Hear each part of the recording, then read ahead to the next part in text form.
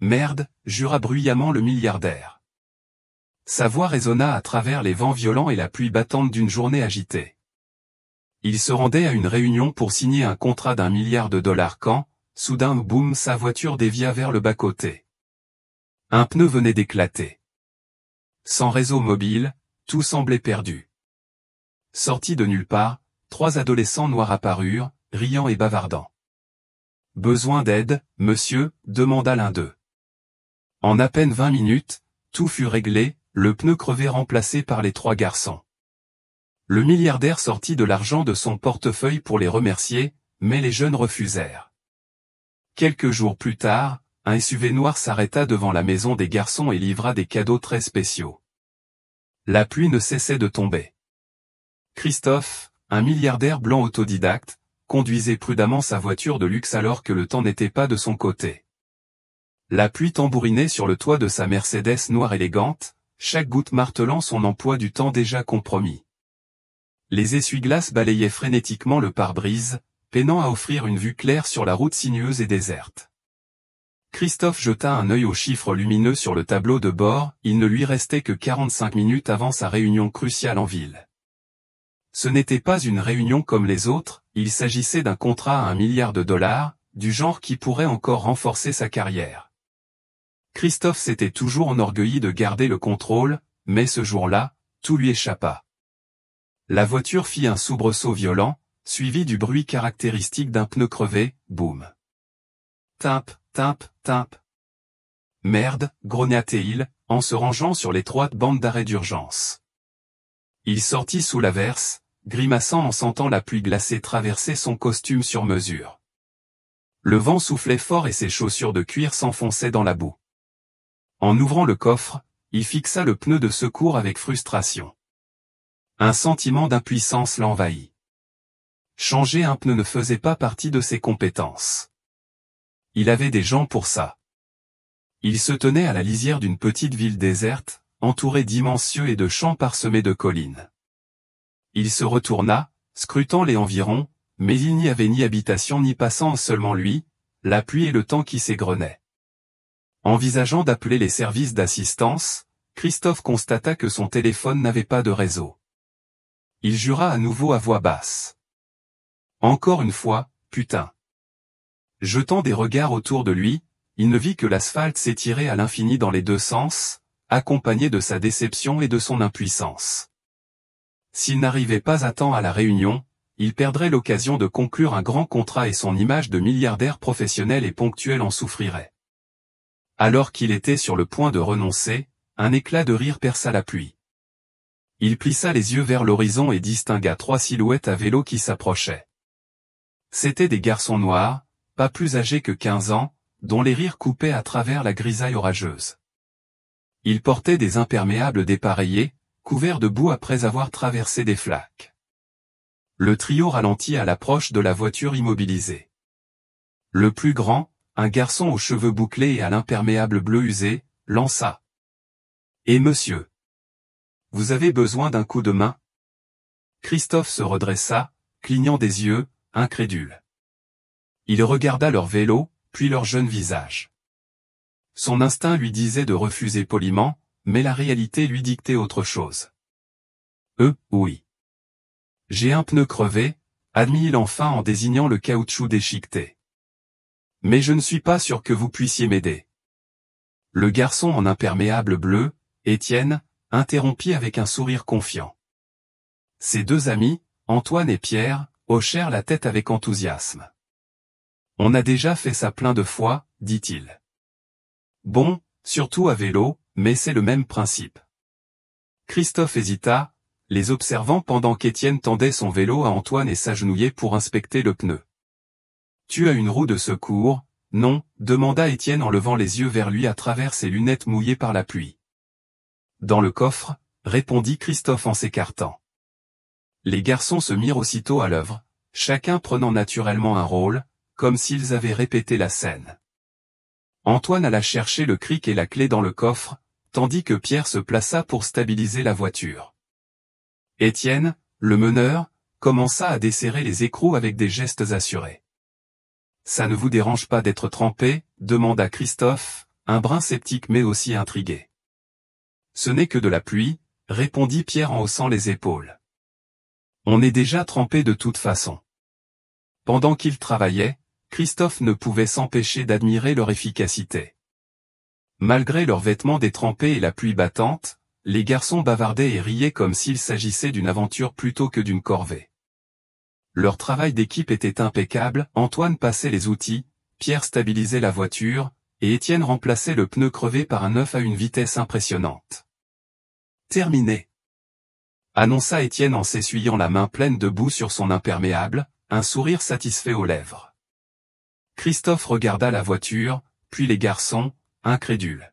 « Vous avez vraiment réussi ?» dit-il, la voix mêlée d'étonnement et de gratitude. Il sortit son portefeuille et tendit une liasse de billets neufs.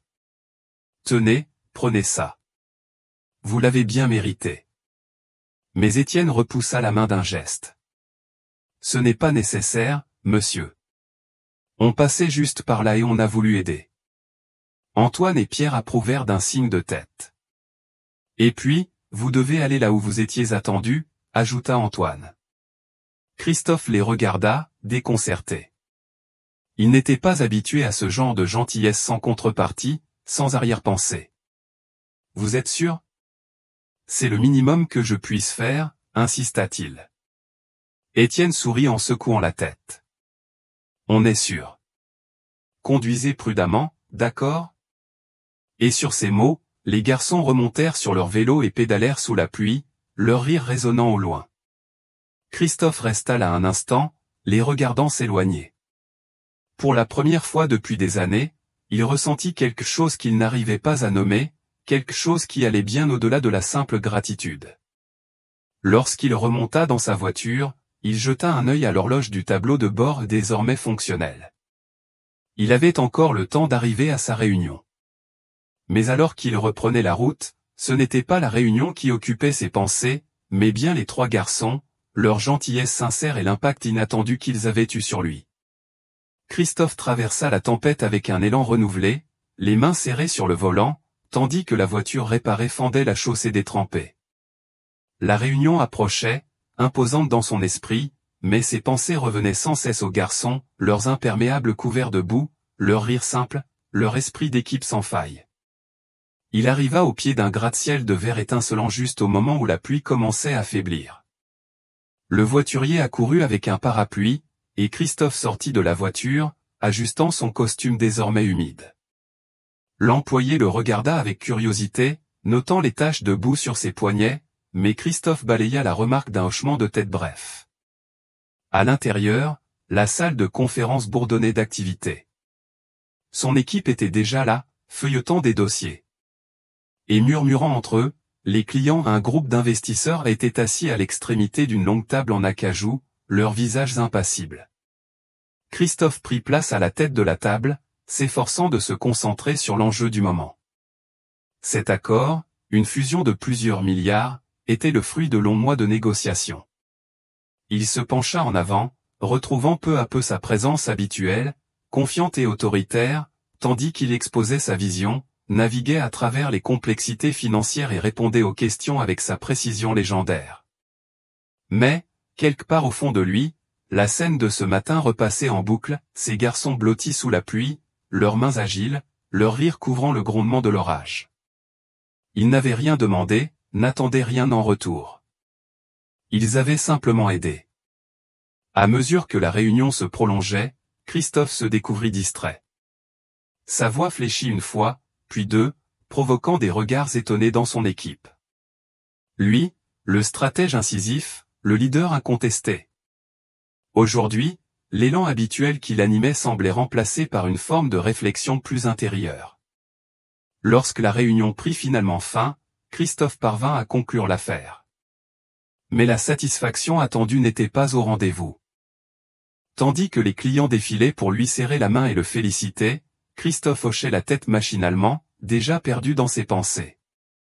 De retour dans son bureau, il desserra sa cravate et s'affaissa dans son fauteuil en cuir, les yeux tournés vers la ligne d'horizon. La pluie coulait encore le long des vitres, l'orage s'attardant sur la métropole. Un autre jour, il aurait fêté cela, grisé par l'accomplissement d'un accord d'une telle ampleur. Mais aujourd'hui, son esprit était ailleurs. Il revoyait ce moment où il avait sorti son portefeuille, s'attendant à ce que les garçons acceptent son offre. Leur refus l'avait déstabilisé, l'ébranlant dans ses certitudes. Dans son monde, tout avait un prix. La générosité était souvent calculée, un outil pour tisser des liens ou gagner de l'influence. Mais ces garçons l'avaient aidé sans rien attendre. Un geste si simple, et pourtant si étranger. Christophe s'adossa dans son siège, accablé par le poids de ses pensées. Il se rappelait le sourire confiant d'Étienne, les gestes assurés de Antoine, le haussement d'épaules désinvolte de Pierre. Ils avaient incarné un altruisme qu'il n'avait plus croisé depuis des années, et cela le poussait à remettre en question quelque chose qu'il n'arrivait pas encore à nommer.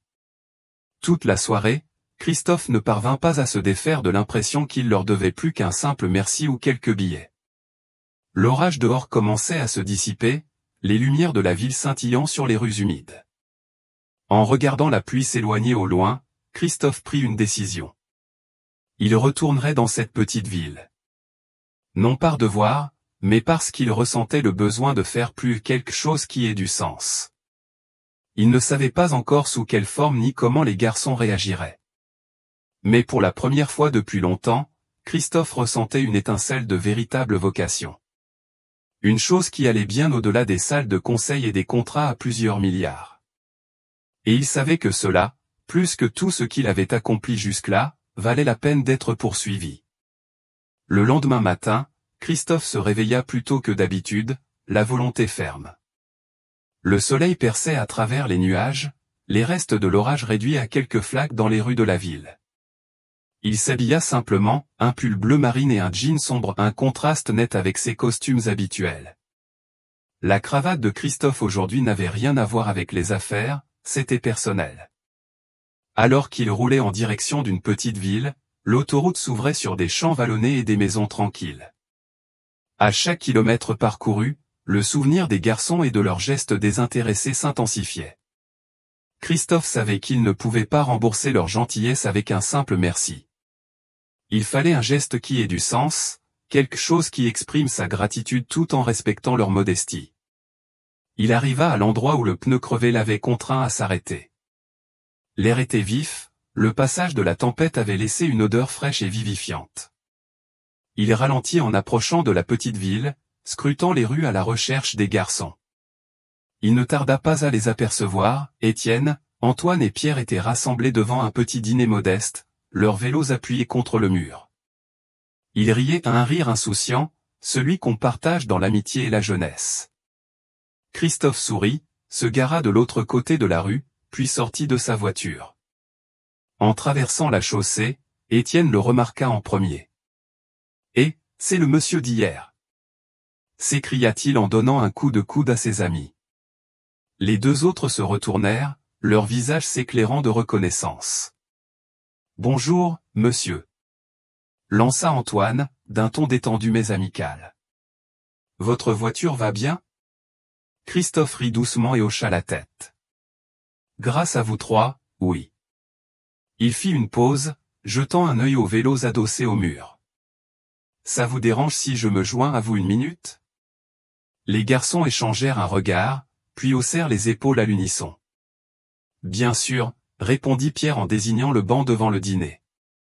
Christophe s'assit, se sentant un peu déplacé mais curieusement à l'aise. « Je voulais vous remercier correctement pour hier. Vous n'étiez pas obligé de m'aider, mais vous l'avez fait. Et cela a eu plus d'impact que vous ne l'imaginez. » Étienne sourit. « C'est pas grand-chose. Vous aviez l'air d'avoir besoin d'un coup de main. » Antoine ajouta. « Ouais, et puis on était déjà trempés, alors autant faire quelque chose d'utile. » Christophe éclata de rire, secouant la tête. « Vous trois avez plus de générosité que la plupart des gens que j'ai rencontrés dans ma vie. » Pierre s'adossa au mur, les bras croisés. « C'est normal, non? On aide quelqu'un quand il en a besoin. » Christophe les observa un moment, touché une fois de plus par leur sincérité. Il sortit alors un petit carnet de sa poche, celui dans lequel il avait noté des idées pendant le trajet. Je sais que vous n'avez rien attendu en retour, commença-t-il. Mais j'aimerais faire quelque chose pour vous, pour tous les trois. Les garçons échangèrent un regard, partagé entre curiosité et prudence. Comme quoi, demanda Étienne d'un ton prudent. Eh bien, dit Christophe en se penchant vers eux, je pourrais réparer vos vélos, ou vous offrir quelque chose que vous voulez depuis longtemps. Quelque chose de pratique. Considérez-le comme une manière de vous remercier. Antoine fronça les sourcils et secoua la tête. Vous n'avez pas besoin de faire ça, monsieur. On va bien. Pierre ajouta. Oui, on ne cherchait pas de récompense. Christophe leva la main avec un sourire. Je sais. Mais ce n'est pas une récompense.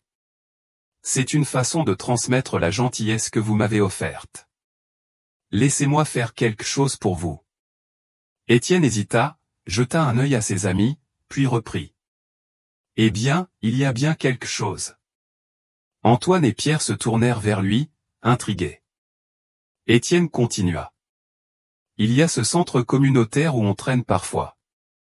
Il tombe un peu en ruine, des fuites dans le toit, du vieux matériel. Ils essaient de récolter des fonds pour le rénover, mais ça avance lentement. Christophe s'adossa sur le dossier du banc, songeur. Un centre communautaire, hein? Ça a l'air d'un projet qui mérite d'être soutenu. Étienne hocha la tête. Oui, beaucoup d'enfants y vont après l'école. C'est important pour la ville. Antoine ajouta. Si vous tenez vraiment à faire quelque chose, peut-être que vous pourriez aider le centre au lieu de nous aider, nous. Christophe sourit, une fierté nouvelle gonflant sa poitrine. Ces garçons n'étaient pas seulement gentils, ils étaient attentionnés, soucieux de leur communauté, même quand on leur proposait quelque chose pour eux-mêmes. D'accord, dit-il en se levant. Marché conclu. Je vais voir ce que je peux faire pour ce centre communautaire. Les garçons sourirent, leur enthousiasme tempéré par l'humilité. Merci, monsieur, dit Étienne en lui tendant la main. Christophe la serra fermement, regardant les trois garçons avec un profond respect. Non, répondit Christophe d'une voix posée. C'est moi qui vous remercie. Vous m'avez rappelé que ce monde a besoin de plus de gens comme vous. Alors qu'il retournait à sa voiture, il ressentit un nouvel élan, un sentiment renouvelé de but à atteindre.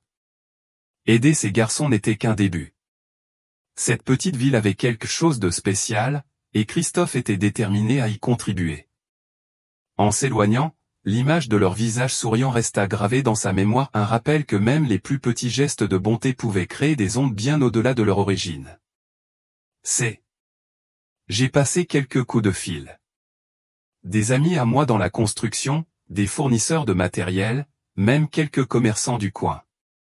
Ils sont tous prêts à donner un coup de main pour rénover cet endroit. Les garçons le fixèrent, les yeux grands ouverts, incrédules. Vous êtes sérieux? Demanda Antoine. La voix à peine plus forte qu'un murmure, Christophe acquiesça. Ce centre est important pour votre communauté, et vous trois m'avez rappelé qu'aider les autres peut valoir bien plus que tout l'argent du monde. Les travaux de rénovation commenceront la semaine prochaine. Étienne tourna son regard vers Antoine et Pierre, un large sourire se dessinant sur son visage.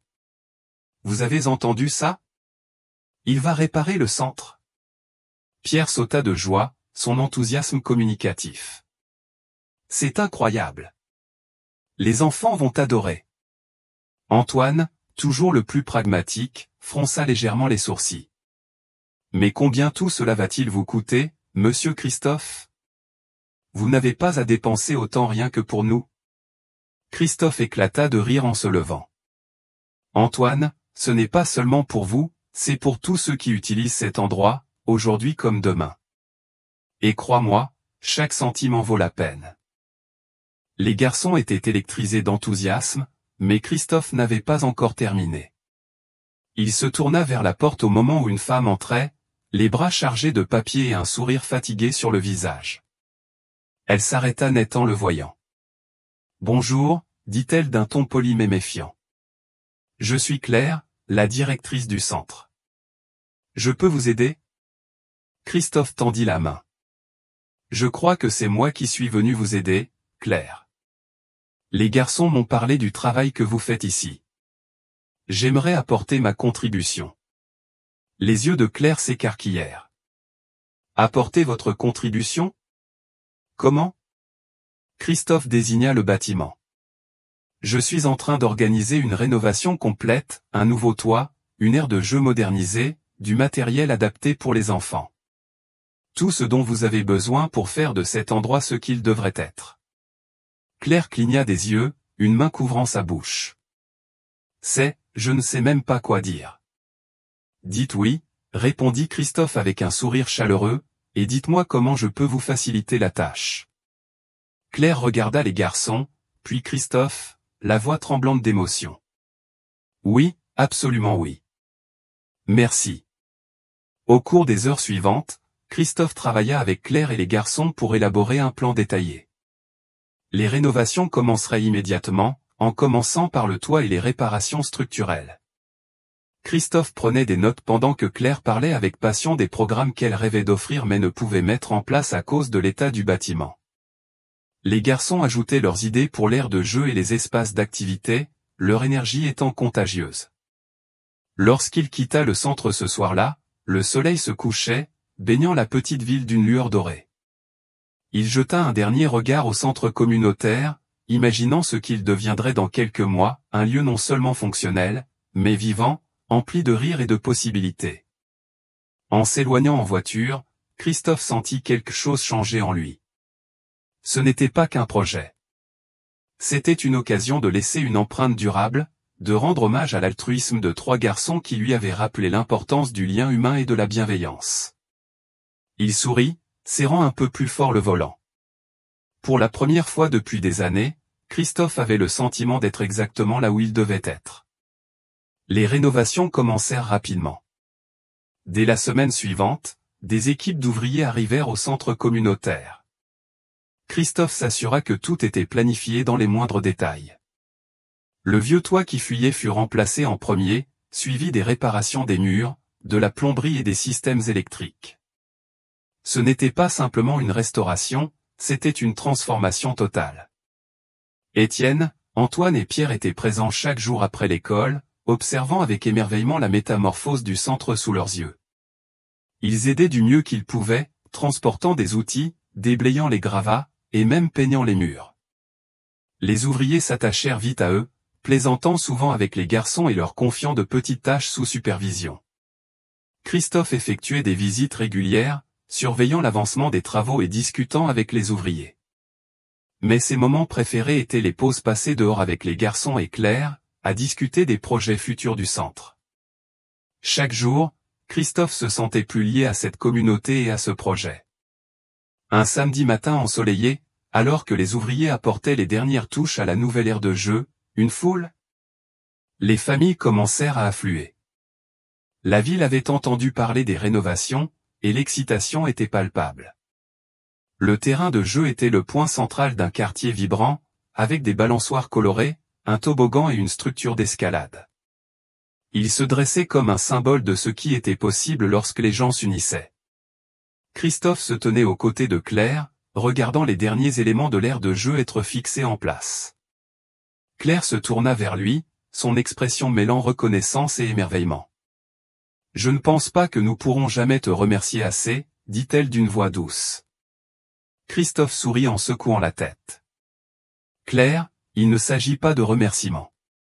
Cet endroit va signifier tant pour tant de monde, c'est tout ce dont j'ai besoin.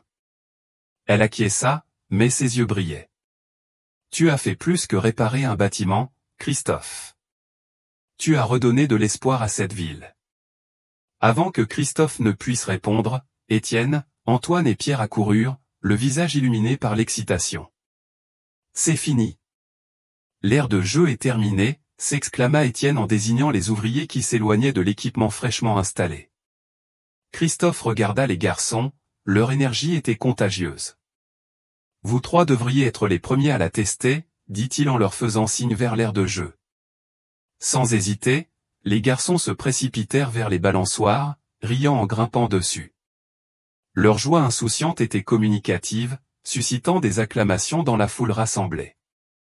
Les parents observaient avec le sourire, et les enfants commencèrent à faire la queue pour les rejoindre. Alors que la journée cédait lentement la place au soir, Christophe se tenait sur les marches du centre communautaire, contemplant la foule animée.